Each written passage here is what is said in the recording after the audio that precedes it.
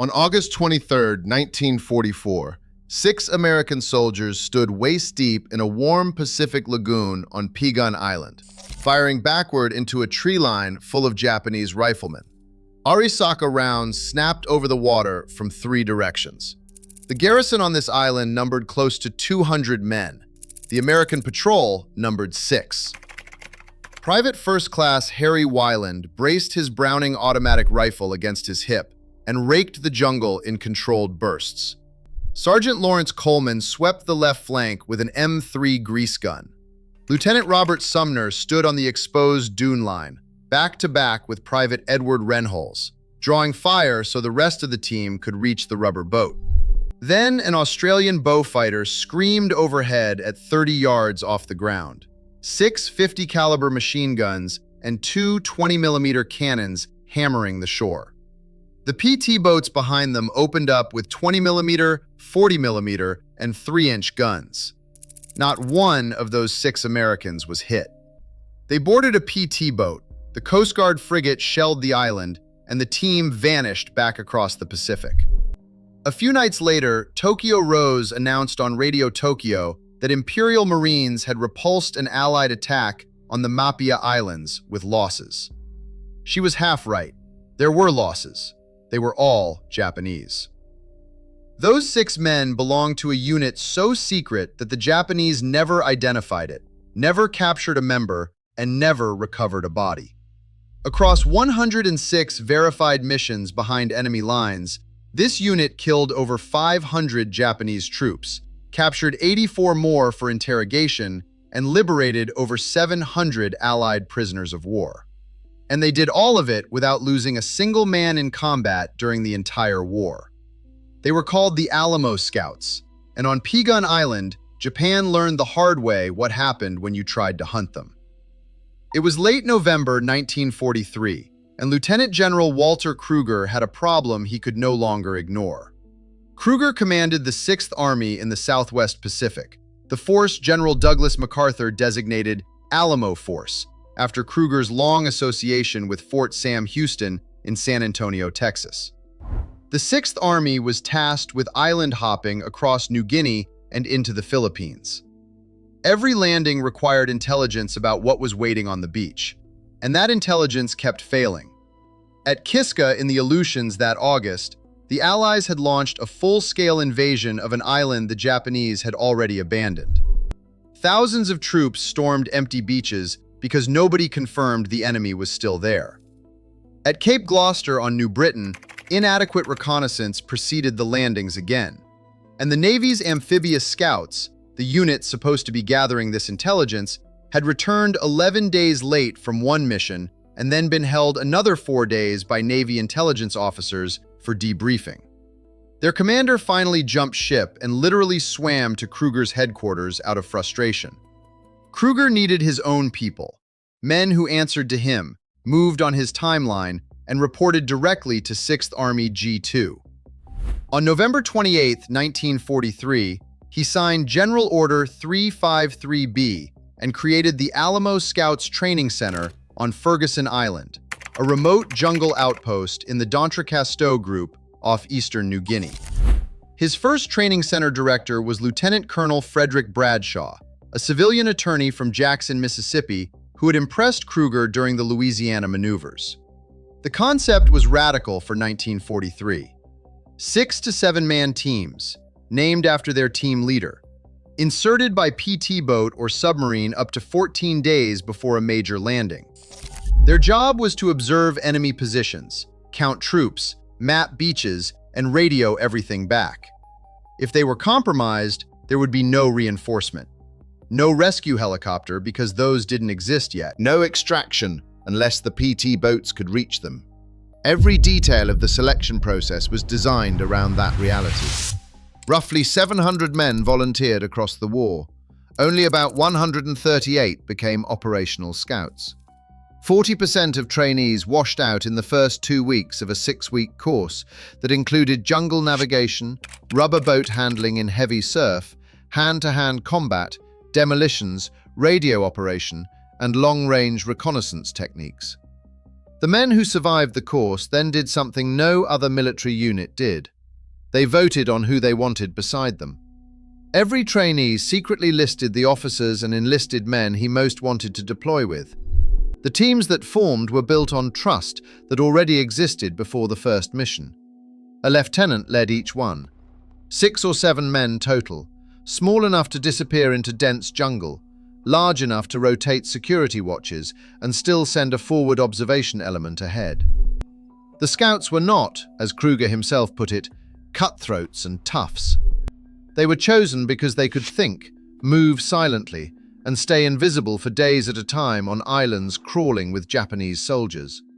The first test of that doctrine came on February 27, 1944, at Los Negros Island in the Admiralties. Lieutenant John McGowan's 6-man team was inserted by PBY Catalina flying boat 48 hours before the planned 1st Cavalry Division reconnaissance in force.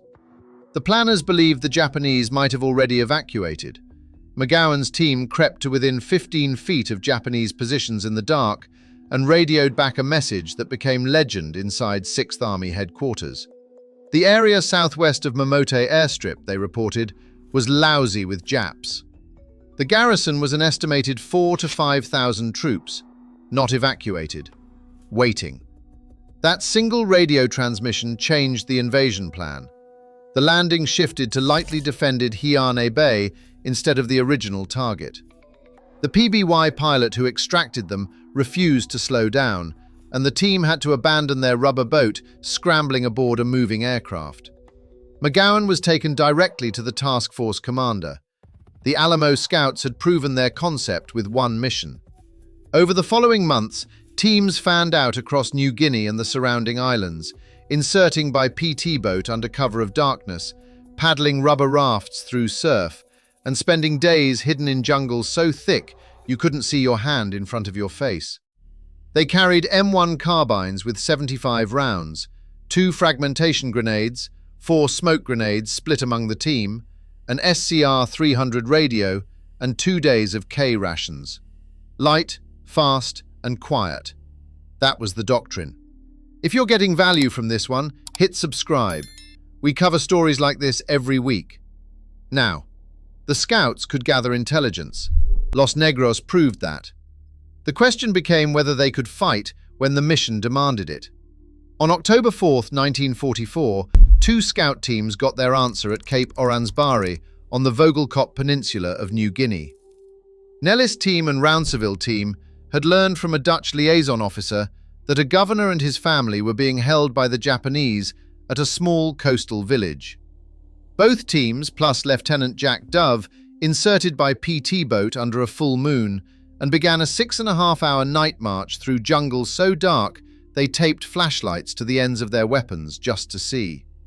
Behind enemy lines, using flashlights. That was the kind of calculated risk these men lived inside. At 0410, Lieutenant Rounceville opened fire on the main Japanese barracks hut. Phosphorus grenades went through the windows. The assault on the village lasted 3 minutes. At least 10 Japanese were killed in the barracks. Sergeants Andy Smith and Sabas Assis hit a second hut, housing 5 Kempeitai military police officers, and freed a native chief. Nellis' team neutralized a guard post 2.5 miles east, killing 4 sentries and capturing a British and a Japanese machine gun. 66 Dutch and Javanese civilians, plus a French family with 10 children, were extracted to safety. 18 Japanese dead. 0 American casualties. The Scouts had just pulled off the first hostage rescue in their history. And then there was the moment that cracked things open. Private First Class Rufo Vacular walked into one of the smoldering huts where Andy Smith had found a captured gramophone and was playing a Bing Crosby record. Behind Smith, a Japanese soldier with a fixed bayonet was creeping forward in the dark. Vacular raised his weapon and fired past Smith's head, less than a foot from his ear, and killed the Japanese soldier behind him. That's who these men were, the kind of calm that doesn't come from training alone. Oransbari proved the Scouts could execute offensive operations. 3 months later, they would be asked to do something far more dangerous and far more consequential. In late January 1945, the Japanese were retreating across Luzon in the Philippines. Behind their lines, at a prisoner of war camp near the town of Cabanatuan, over 500 Allied POWs, many of them survivors of the Bataan Death March, were starving and dying. American intelligence feared the Japanese would execute the prisoners before they could be liberated. It had happened before. 6th Army tasked 2 Alamo Scout teams to reconnoiter the camp and guide a Ranger assault force in. On January 27th, Lieutenant Bill Nellist and Private First Class Rufo Vacular, the same man who had saved Andy Smith's life at Oranzbari, disguised themselves as Filipino rice farmers. Straw hats, farmers' clothing.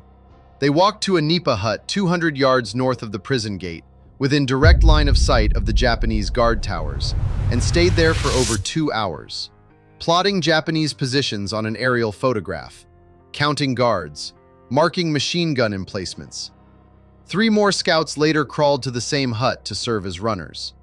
Lieutenant Dove carried the marked photograph by native pony to Lieutenant Colonel Henry Mucci's 6th Ranger Battalion at Platero. On the night of January 30th, the raid went in. 2 5-man scout teams, C and F companies of the 6th Ranger Battalion, and roughly 280 Filipino guerrillas under Captains Juan Pajota and Eduardo Joson. A P-61 Black Widow night fighter buzzed the camp as a distraction. The raid lasted under 30 minutes. 516 Allied prisoners of war walked out of Cabanatuan alive that night. An estimated 530 or more Japanese were killed.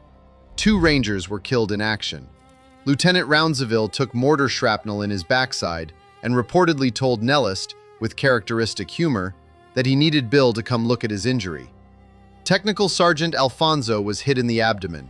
0 scouts killed.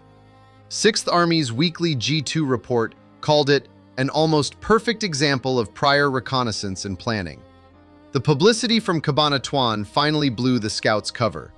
For the first time, the American public learned that a small, unnamed unit had been operating deep behind Japanese lines across the entire Pacific theater.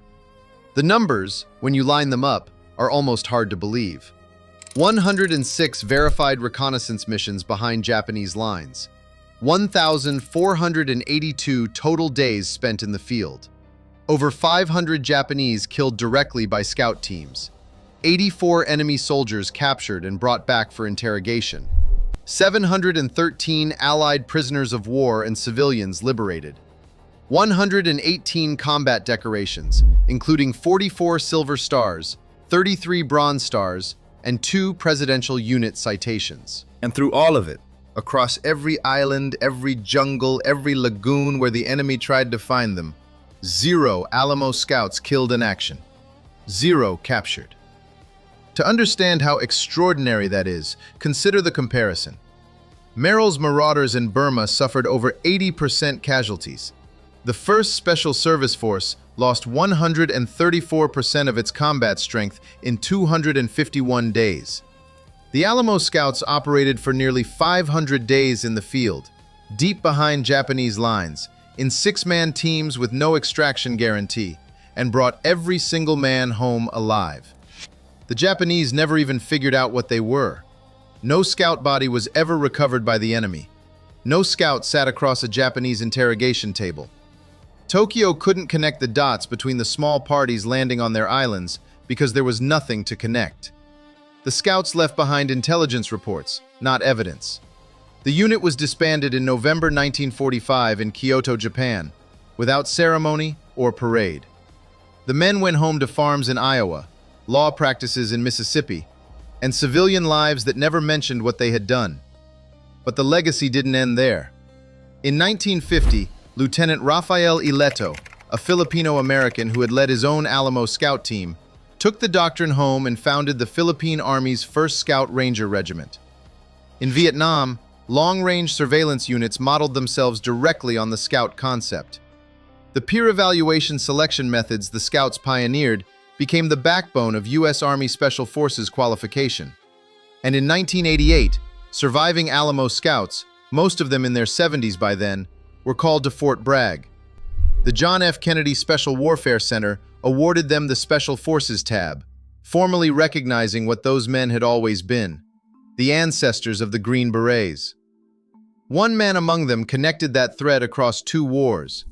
Galen Kittleson was a 19-year-old Iowa farm boy when he earned a Silver Star with the 503rd Parachute Infantry Regiment on Noem 4.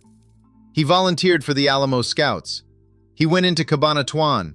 He went into Oransbari. After the war, he joined Special Forces. In 1970, at the age of 46, he beat out Green Berets half his age to serve as assault element leader on the Son Tay prison camp raid in North Vietnam. The only American soldier to participate in 4 prisoner-of-war rescue attempts across 2 wars. Sometimes the right 6 men in the right place, with the right training and the right discipline, matter more than a division. The Alamo Scouts understood that before anyone had a name for special operations. And somewhere in the archives of Radio Tokyo, there is a broadcast from August 1944, where a woman with a silky voice told the Pacific Fleet that Imperial Marines had repulsed an Allied attack on the Mapia Islands. She never mentioned the 6 Americans who walked away clean. If you want to see another story about small units doing impossible things behind enemy lines, that video is on screen now.